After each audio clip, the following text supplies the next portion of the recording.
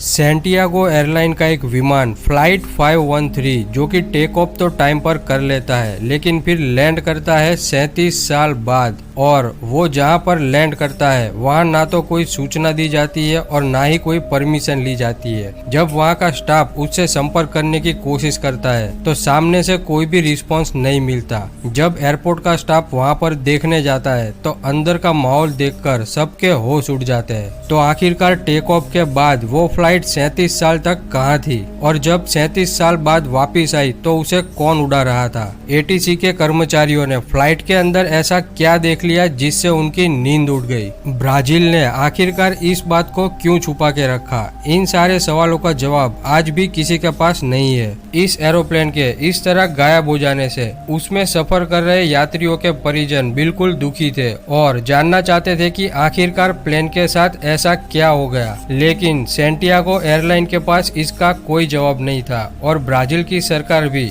इस घटना से अपने आप को बचाने में लगी हुई थी और इस घटना को बहुत छुपाने की कोशिश की। हम बात कर रहे हैं ब्राजील के एरोप्लेन सैंटियागो फ्लाइट नंबर 513 की।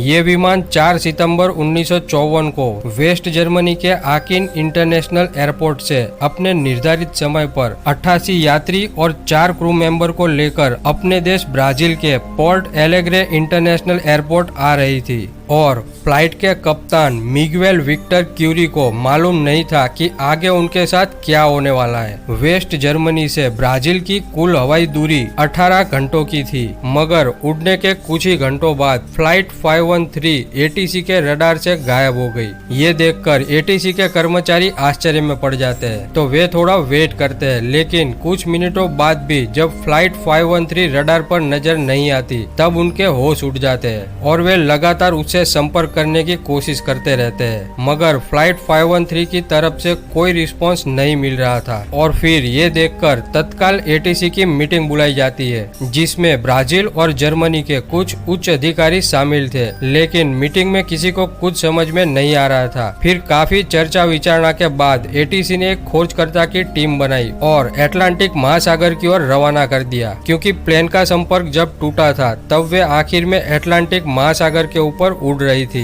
एटीसी को लगा कि फ्लाइट 513 किसी हादसे का शिकार हुई होगी, मगर खोजकर्ताओं की टीम ने काफी सारा एरिया छान मारा लेकिन उन्हें वहां कुछ नहीं मिला। फिर टीम हर रोज खोज करती रही और कई महीनों तक ये सर्च जारी रहा, मगर फ्लाइट का कोई सुराग नहीं मिला। तब आखिरकार 2 साल बाद इस सर्च ऑपरेशन को हमेशा के लिए बंद कर दिया गया। फिर जैसे जैसे समय बीतता गया लोग धीरे धीरे मिसिंग फ्लाइट 513 को हादसा समझकर भूल गए। फिर इस घटना के 37 साल बाद तारीख आती है 12 अक्टूबर 1989। एक अज्ञात एरोप्लेन ब्राजील के पोर्टो एलेग्रे इंटरनेशनल एयरपोर्ट की ओर तेजी से आ रहा था। एटीसी के कर्मचारियों को पता चलता है कि कोई अज्ञात प्लेन उस एयरपोर्ट की ओर आ रहा है। ये देख कर्मचारी चौकन्ना हो जाते हैं, क्योंकि उस वक्त ऐसी कोई फ्लाइट उनके स्केड्यूल में नहीं थी। तब एटीसी के कर्मचारी उस प्लेन से संपर्क बनाने की कोशिश करते हैं, मगर प्लेन से कोई जवाब नहीं आता और वो तेजी से एयरपोर्ट के रनवे की ओर आ रहा था। तो एटीसी के कर्मचारियों ने ये देखकर और रिस्पांस ना मिलने की वजह से जल्दी से रनवे को खाली करा दिया ताकि वो प्लेन वहाँ लैंडिंग कर सके। और कुछ ही मिनटों बाद वो प्लेन वहाँ एयरपोर्ट पर लैंड कर जाता है। तब एटीसी के लोग तुरंत रनवे की ओर भागते हैं और जब प्लेन के पास जाकर उन्होंने देखा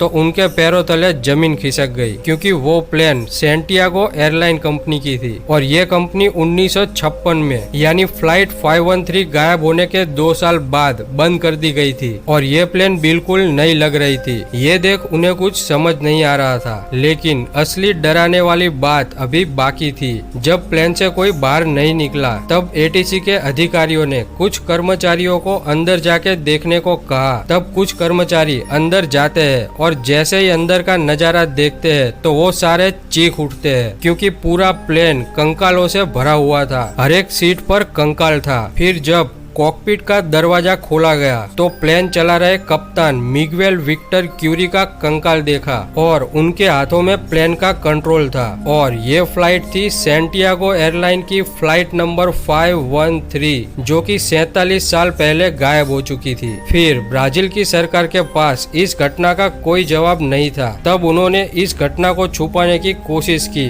मगर उसी साल 1989 में एक फेमस पत्रकार इरविन फिशर ने इस घटना से पर्दा उठाया। उन्होंने एक आर्टिकल जारी किया जिसमें इस घटना के बारे में बताया गया था। जैसे ही ये बात फैली तो फ्लाइट नंबर 513 में मरे हुए लोगों के परिजनों ने ब्राजील सरकार से लगातार इसका जवाब मांगा, लेकिन फिर भी सरकार के पास इसका कोई जवाब ना होने के कारण वे अपने आप को बचाने में लगी रही। और ये घटना उस साल की सबसे बड़ी घटना थी और ब्राजील सरकार आज भी उस घटना से अपने आप को बचा रही है। लेकिन कुछ घटनाएं ऐसी होती है जिसका जवाब सरकार तो क्या किसी के पास नहीं होता, उसे सिर्फ भगवान ही जानते हैं। उस वक्त सरकार अपने आप को बचाने के लिए यही बताती रही कि ये एक पत्रकार की गलती है जिसने गलती से ऐसा आर्टिकल छाप दिया था। लेकिन फिर भी सवाल उठते हैं कि अगर ऐसा ही है तो उस दिन जो फ्लाइट एटीसी की रडार में आई थी और रनवे पर लैंड भी किया था जिसके ऊपर लिखा था सैंटियागो फ्लाइट 513, वो फ्लाइट आखिरकार वापस कहाँ चली गई और वो 37 साल तक कहाँ थी? जिसके जवाब में सरकार और एटीसी के कर्मचारियों ने बताया कि उस फ्लाइट ने लैंडिंग के कुछ ही मिनटों बाद फिर से टेक ऑफ कर लिया था और आज तक फिर उसका कुछ पता नहीं चल पाया। कई लोग इस घटना को बर्मुडा ट्रायंगल में होने वाली घटनाओं से जोड़ते हैं क्योंकि अटलांटिक महासागर के उस ट्रायंगल वाले एरिया में आज तक 125 से ज्यादा विमान और 50 से ज्यादा समुद्री जहाज गायब हो चुके हैं। हमने उस बर्मुडा ट्रायंगल वाली घटनाओं पर भी एक वीडियो बनाई है। अगर आपने वो वीडियो नहीं देखी तो एक बार जरूर देखना क्योंकि वो जगह दुनिया की सबसे रहस्यमयी जगहों के लिस्ट में सबसे ऊपर आती है और उसकी लिंक आपको डिस्क्रिप्शन में मिल जाएगी। खैर, इस बात में कितनी सच्चाई है ये तो हम भी नहीं जानते, लेकिन आपका इस फ्लाइट 513 के रहस्य के बारे में क्या कहना है हमें कमेंट करके जरूर बताएं। और अगर आपको ये जानकारी अच्छी लगी तो वीडियो को लाइक और चैनल को सब्सक्राइब करके बेल आइकॉन जरूर दबाएं। तो मिलते हैं अगली वीडियो में, तब तक के लिए गुड बाय, टेक केयर।